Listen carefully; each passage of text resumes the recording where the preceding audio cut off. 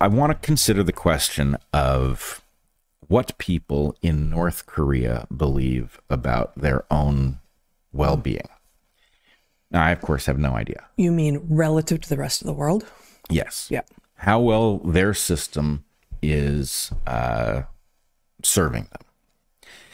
And it's a fascinating question. It is a fascinating question. And I would love to have more information, you know, about what they even say about how they feel, even knowing that they're not free to say anything. I would just like to have any actual empirical information on their state of mind. Right. The only stories we know are of people who have escaped. If those stories are even true. And I always worry that the status of North Korea is such that there's any number of reasons that you might get. I believe that there's a horror story to be told about what's going on in North Korea, and it may be exactly the one that we've seen the few escapees tell, although there are features of those stories, I can't remember any at the moment, but there are features of those stories that make me worry about them. But nonetheless, let's just treat the state of mind as a black box. Okay. I will say that I have actually met, so there are some of these famous stories, and I don't remember any of the people's names at the moment, right? But I have actually met two different people while traveling, who, one of whose fathers and one of whose slightly more distant relative had escaped, and had stories to tell that sounded very much the same. And this was not coming through some public channel. This was this was an individual's family story that resonated very much with what we are otherwise hearing. Yep. Okay. So let's just assume something in that neighborhood is true as seen by somebody who has left North Korea and is therefore in a position to compare well-being inside and outside. Okay. Let's just take those at face value. Okay. I thought you were going with anyone who has left. Like, okay, maybe the stories aren't true, but assume the stories are true. But anyone who has left was obviously seeing a particular thing about what is there. You don't necessarily know what people who didn't choose to try to leave, to take their lives into their own hands. People who took the risk of leaving are people who weren't happy. Very distinct subset. Yeah, it's not a representative sample. Right. Okay, that is quite right. Nonetheless, let's just assume for a second that their stories are. Let's correct for the fact that they are in the most frustrated 10%, because they almost certainly are, but that it's a reflection of what anybody that you teleported out of North Korea into some random spot in the West would conclude, right? It's extreme, but it's not, it's in keeping. Well, okay. Then the question is, well, what did they think when they were there? How did it feel? How did they feel about this system? And here's what I came up with. Stockholm Syndrome is fascinating.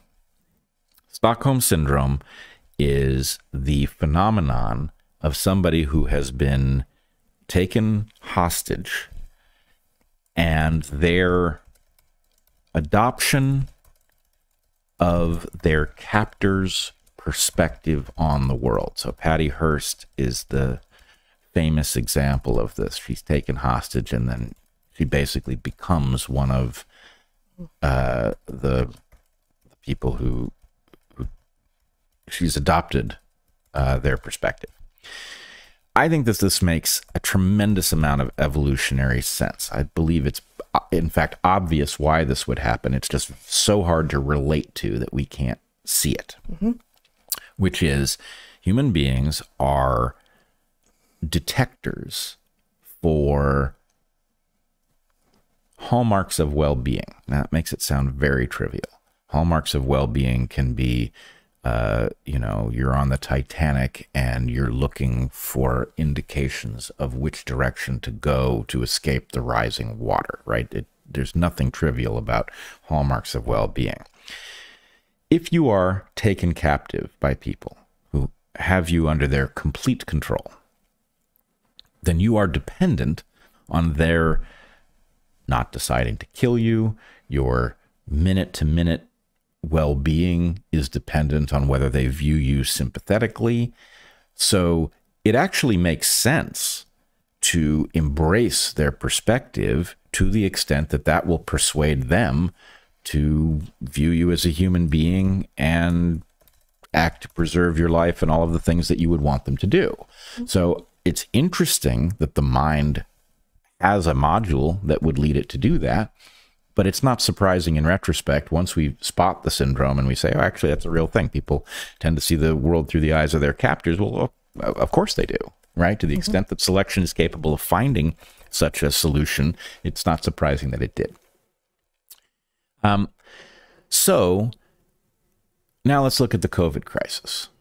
We were manipulated by powerful forces, but what those powerful forces attempted to do was create an intolerable zone of discomfort, pain, and fear for anybody who stepped out of a narrative that was like home base. It was safe.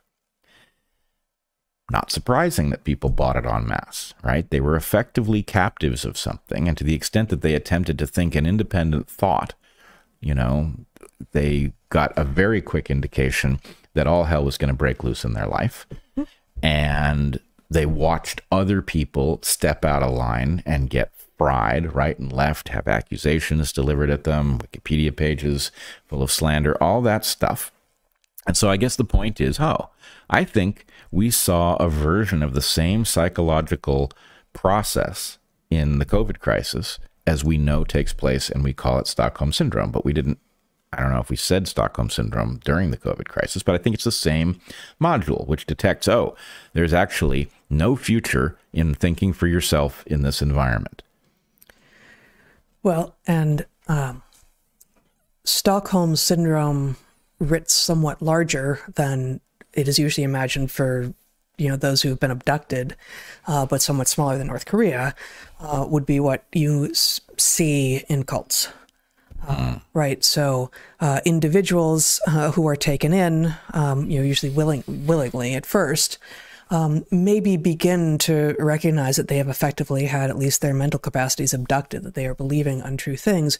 But part of what keeps them in line is being given a little bit of power to wield over those who might step out of line. And so we definitely saw that during COVID with the American populace, the people who wielded the social tools, the psychological tools of destroying relationships between people who said, actually, I'm not going to comply. You know, the non-compliant were bludgeoned mentally. Constantly. And we know this is true during the Cultural Revolution in China. And I imagine it to be true of how, to some degree, the population is kept in line in North Korea. But again, of course, we don't really know what's going on there. Right.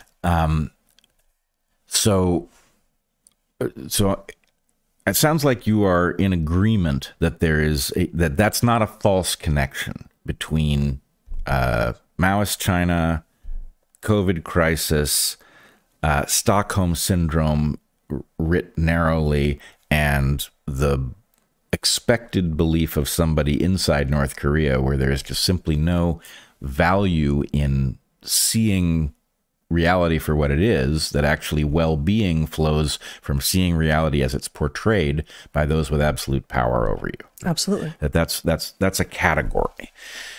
Okay. So then I think we are beginning to get at the theme I was trying to wrestle free from this set of observations, which is the initial expectation is dark ages should be all but impossible because of the tendency to get better, to get smarter over time. And so therefore, anybody who deviates from whatever plan is making you smarter over time ought to have a competitive disadvantage. And so you basically ought to have a mechanism that, you know, keeps you out of the ditches on both sides of the road, right? Mm-hmm. Everybody ought to be sticking to this pretty much all the time, because getting smarter creates more well-being.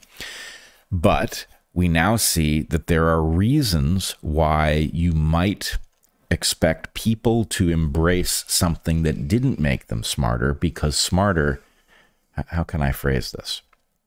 All else being equal, smarter always beats dumber. But all else is not always equal, because to the extent that somebody else is in control of the well-being that flows to you or the harm that flows to you, they can exactly reverse those parameters. Right.